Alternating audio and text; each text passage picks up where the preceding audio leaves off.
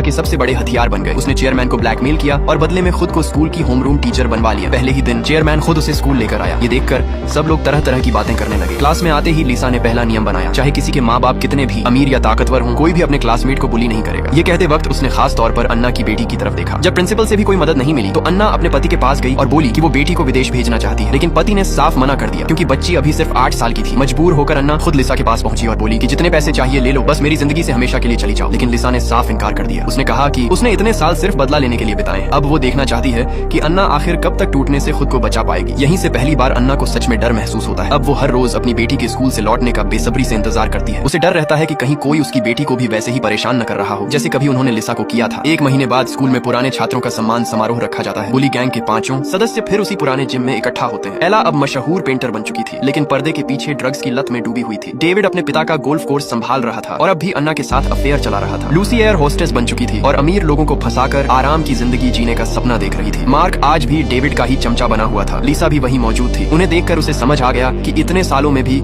ये लोग बिल्कुल नहीं बदले। अन्ना मौसम की मशहूर एंकर बन चुकी थी और उसे स्कूल की आउटस्टैंडिंग एलुमनाई का अवार्ड मिलने वाला था। जैसे ही वो स्टेज पर पहुंची, लिसा ने जोर जोर से ताली बजानी शुरू कर दी। अगले दिन आर्ट क्लास के दौरान लिसा को पता चलता है कि अन्ना की बेटी कलर ब्लाइंड है। अगर ये बीमारी नहीं है तो जरूर विरासत में मिली होगी, क्योंकि उसकी जांच के मुताबिक अन्ना का पति कलर ब्लाइंड नहीं था। उन 5 बुलियों में सिर्फ डेविड क्वान ही कलर ब्लाइंड था। स्कूल के दिनों से दोनों का रिश्ता था और शादी के बाद भी उनका अफेयर जारी था। अब जब बच्ची के सामने 2-2 बाप खड़े थे तो देखना ये था कि लिसा इस राज से उनकी जिंदगी कैसे हिला देगी। इस ड्रामे के सारे पार्ट्स हमारे अकाउंट पर अवेलेबल हैं, जाकर देख लीजिए और नए आने वाले पार्ट्स सबसे पहले देखने के लिए अभी फॉलो कर लीजिए, वरना अगला पार्ट मिस